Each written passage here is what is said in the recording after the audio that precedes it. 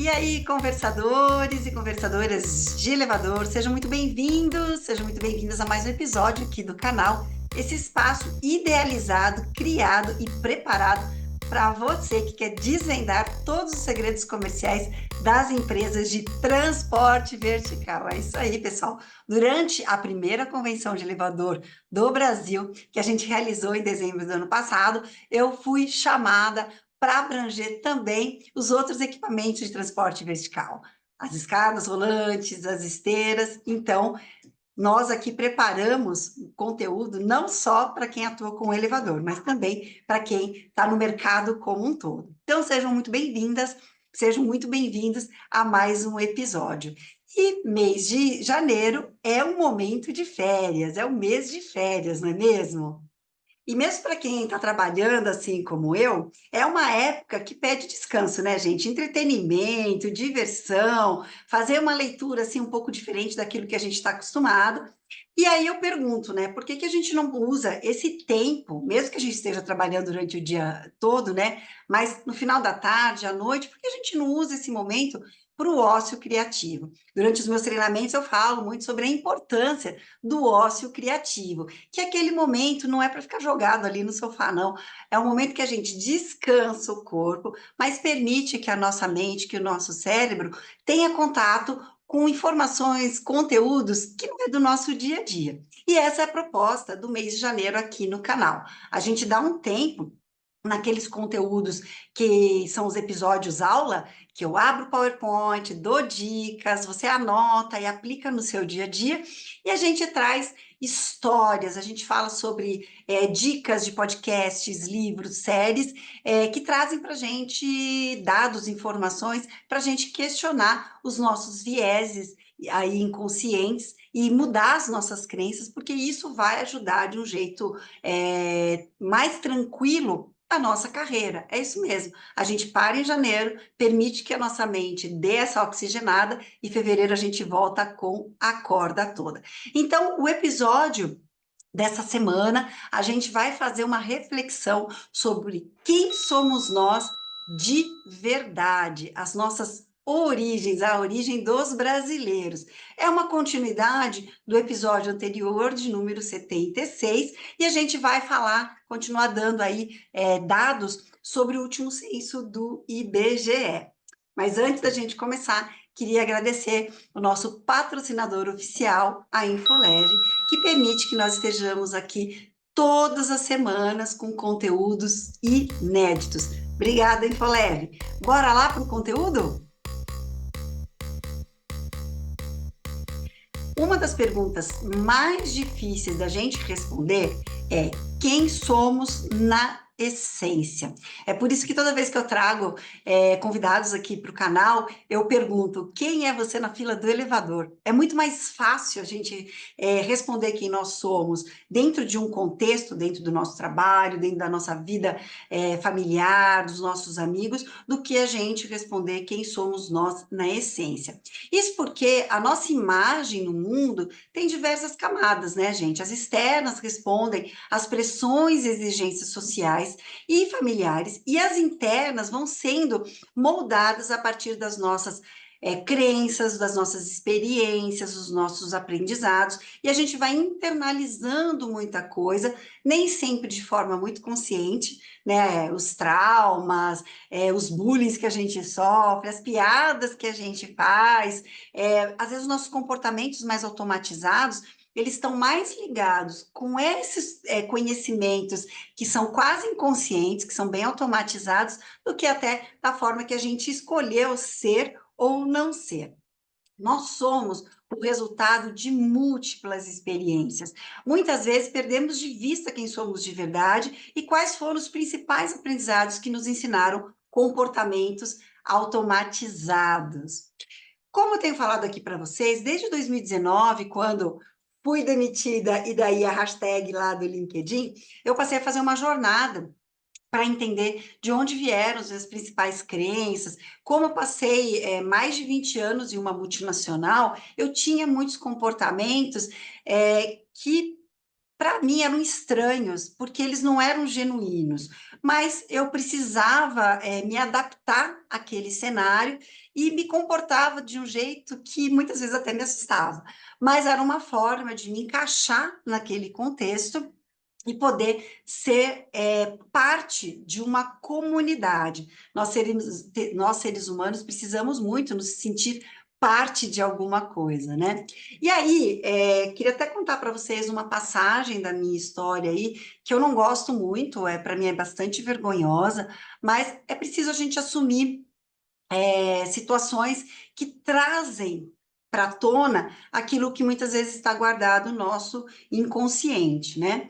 Então, eu estava lá trabalhando, eu ainda era uma analista de marketing, eu não estava não era gestora ainda, e eu não sei porque eu li alguma coisa sobre a lei de cotas, e sem nenhum embasamento, porque naquela época eu não tinha nenhum tipo de informação, eu comecei a criticar e falar mal da lei de cotas sem ter dados, fatos, nada.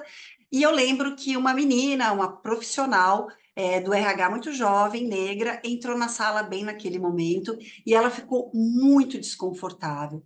E só depois que eu percebi o desconforto dela é que eu me questionei por que eu estava falando daquele jeito? Da onde vinham as minhas informações para questionar algo que eu nem sabia tanto, nem tinha informações? Então, a partir do momento que eu passei a me interessar mais por mim mesma, né? Olhar para mim, entender quem eu sou, da onde vieram os meus aprendizados, eu passei a enxergar que eu tenho, né? Todos nós temos no Brasil vieses racistas. E que muitas vezes eu me blindava desses vieses com aquela frase que eu acho que todo mundo já usou alguma vez. Eu não sou racista, tenho amigos e parentes negros, me relaciono com negros, né? Que é uma frase de muita blindagem para pessoas como eu, brancas, né, e com certos privilégios, e que a gente se blinda de olhar para a gente mesmo e fazer uma reflexão sobre, de fato, os nossos vieses e as nossas crenças. Hoje eu entendo que o racismo faz parte da estruturação da minha personalidade e que deixar de ser racista e ter comportamentos racistas e brigar contra o racismo dá muito trabalho, gente. A gente precisa estar disposto todos os dias a refletir sobre os nossos comportamentos e assumir uma posição no mundo. A gente ser passivo nesse tema, entre outros que eu também estudei bastante, é a gente apoiar algo que tem sido questionado muito nos dias atuais. Então, eu passei a assumir uma posição contra o racismo. Claro que muitas vezes sem, né, um lugar ali próprio, porque eu sou uma mulher branca, já falei, né, apesar de uma origem mais humilde, eu sou uma mulher branca com muitos privilégios.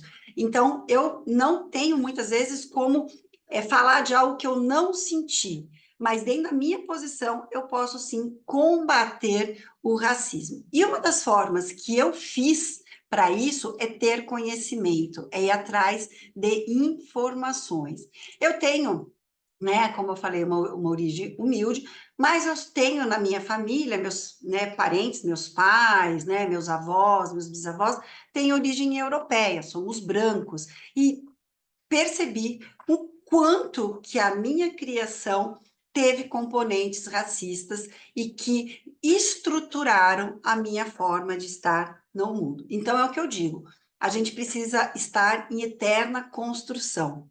Muita reflexão, muito autoconhecimento, muito questionamento das nossas reações no dia a dia e muito conhecimento. Então, é para isso que eu estou aqui hoje, trazendo para vocês duas dicas bem legais, uma bem recente, que me deu o link, né, para a segunda dica, porque a segunda dica já estava guardada já faz bastante tempo, eu não vi a hora de chegar janeiro para poder contar para vocês essa dica, tá? Ela foi guardadinha ali, bem para trazer para vocês, mas aí, essa semana, ouvindo um podcast que eu gosto muito, que eu ouço todo dia pela manhã, me deu o link para essa conversa. Então, a primeira dica é de um episódio bem recente do podcast Café da Manhã, que eu vou mostrar aqui para vocês.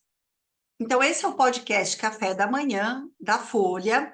É um podcast que eu costumo ouvir pelas manhãs, né? É um podcast que eu assim que eu termino de tomar café da manhã, que eu estou ajeitando aqui as coisas do escritório para começar o dia, eu dou uma olhada no assunto e se ele me interessa, eu ouço, porque ele é rapidinho e ele traz muitas entrevistas muito interessantes. Então, hoje aqui no canal, a dica é especificamente sobre esse episódio, o que significa ser pardo no Brasil. De pouco em pouco, há décadas, a parcela de pardos na sociedade brasileira foi crescendo. Hoje, eles são o maior grupo étnico-racial do país. Isso é o que mostrou o último censo. Entre 2010 e 2022, o percentual de pessoas que se autodeclararam pardas aumentou de 43% para 45%, o que corresponde a 92 milhões de pessoas. Coloquei um pedacinho, um trechinho aí do comecinho do podcast, só para dar essa introdução, mas ele pode ser ouvido pelo Spotify, eu estou deixando o link no nosso descritivo, e ele vem tentar explicar as origens e o que significa o termo pardo, porque eu acho que isso é muito importante para a gente também. Tenho ouvido muitas pessoas questionando o termo pardo, mas sem saber exatamente o que isso significa, né? E por que que o episódio traz essa informação? Por conta dos números do IBGE, né? A gente já falou no episódio anterior, aqui na abertura também fala um pouco dos números, em que 45,3% da população brasileira se identifica dessa maneira, enquanto que 43,5% se declara branca. E se a gente somar os pardos com os negros, que os negros 10,2% se declararam negros, se a gente somar os pardos e os negros, a gente vê que a maior parte da população é não branca. Tá? E aí, no café da manhã, tem uma conversa bem legal com um cientista político e professor da Universidade Estadual do Rio de Janeiro, o Luiz Augusto Campos, sobre a população parda e o debate como essa categoria foi mudando ao longo dos anos. Eu acho que é legal a gente entender que o termo pardo ele já aparece nos primeiros levantamentos feitos aqui no país, ainda na época da escravidão, e esteve em disputa durante boa parte do século XX.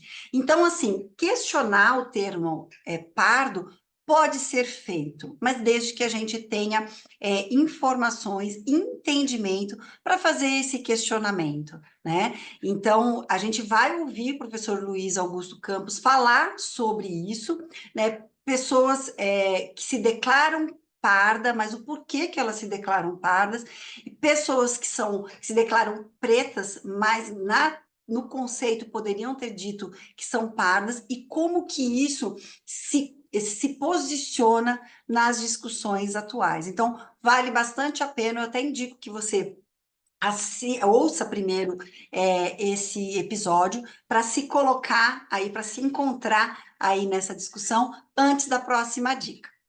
Bora lá falar da próxima dica? Essa é especial, eu amo de paixão, não costumo ser muito tiete de nada e de ninguém, tenho maior vergonha de tietar personalidades, artistas, não gosto desse tipo de coisa, mas por conta desse podcast, eu fui tietar uma pessoa assim pelo LinkedIn, porque para mim esse trabalho é excelente. Então, bora lá. A minha próxima dica é o podcast Projeto Quirino, que também está disponível no Spotify. Eu vou abrir para vocês verem a página, né, o site do Projeto Quirino, mas eu vou deixar também para vocês o link no Spotify para vocês ouvirem, tá? Então, aqui vocês estão vendo o site do Projeto Quirino, a home deles aqui. Vocês conseguem ouvir também todos os episódios aqui na página. Então, eles estão todos disponíveis aqui para vocês poderem ouvir. Na parte da home, vocês vão ter também acesso aos conteúdos da revista Piauí, e aí eu vou falar para vocês o porquê disso, né? Então, as matérias aqui da revista Piauí, tá, estão todas aqui. Conta a história que o homem foi assassinado nesse quarto que está aqui. E aí vieram os escravos enfurecidos, matou todo mundo que está aqui na casa e era esse quarto. a independência do Brasil completa... Eu indico o projeto Quirino porque eu digo que ele mudou completamente a forma com que eu enxergo a minha história, o meu país, as relações entre as pessoas e, inclusive, as relações corporativas. Sabe quando você ouve algo que você fala, caramba, como eu não sabia disso? Como ninguém me contou sobre isso? Então, minha cabeça fez...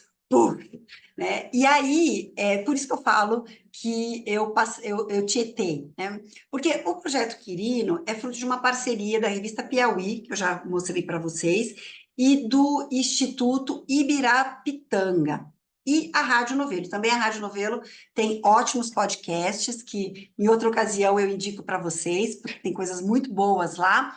Mas o Projeto Quirino, essa parceria permitiu que a gente fizesse uma leitura da trajetória do Brasil sob a perspectiva dos negros brasileiros. E aí, quem lidera esse projeto é o Tiago Rogero, que ele é super low profile nas suas redes sociais, mas ele estava lá no LinkedIn e eu fui parabenizá-lo, ele e a equipe toda, por esse projeto que é fantástico. E, principalmente, pela forma com que o Tiago Rogero fala, né? Ele traz para a gente a história. A narrativa que ele faz dentro do podcast é muito cativante. Então, a gente tem ali acesso a 8 episódios e mais um extra. E assim como está na descrição, né, do Projeto Quirino, é um podcast para entender como a história explica o Brasil de hoje, sem medo de botar o dedo na ferida aí das elites que eles colocaram e de apontar responsabilidades. Então, assim, desde o primeiro episódio, que inicia falando sobre o incêndio no Museu Nacional do Brasil, lá no Rio de Janeiro, ele vem contando que aquele palácio representou muito na nossa história e vem trazendo esses dados históricos, sempre com dados históricos, abrindo, né, os armários aí da construção do Brasil, da independência do Brasil, através dessas histórias que estavam guardadas dentro dos guarda-roupas, né, sobre a população negra no Brasil. E a narrativa cativante do Tiago Rogero vai convidando a gente para ir passo a passo através da história do Brasil. E para mim foi muito surpreendente poder ver a mesma história que aprendi na escola, né, ali nos livros, né, mas por ângulos que eu nunca nem tinha imaginado que poderiam ser vistos. Então, ele traz dados, entrevistas, conta histórias, para a gente reconstituir a nossa jornada de construção de uma nação através desse olhar. É bem interessante mesmo, para mim é fundamental e eu acho que todo mundo deveria ouvir esses 8 episódios. Então, estão aqui todos os episódios, né? Eu ouvi todos e revi e ouvi novamente vários deles, tá? Então, estão todos aqui para vocês. E tem esse extra aqui também que você pode ouvir. Então, tá aqui para vocês. Ou pelo Spotify, que é essa tela que você está vendo agora, ou então pelo site do Projeto Quirino. Então, é isso. Espero que tenha gostado dessas 2 dicas. Dá para você ouvir, né, os 2 podcasts até a próxima semana e me comentar o que você está achando dessas dicas. Então, até a semana que vem. A gente vai mudar um pouco, né, o foco da dica, mas ainda vai ser dica aí de entretenimento histórico. Até semana que vem. Tchau, tchau.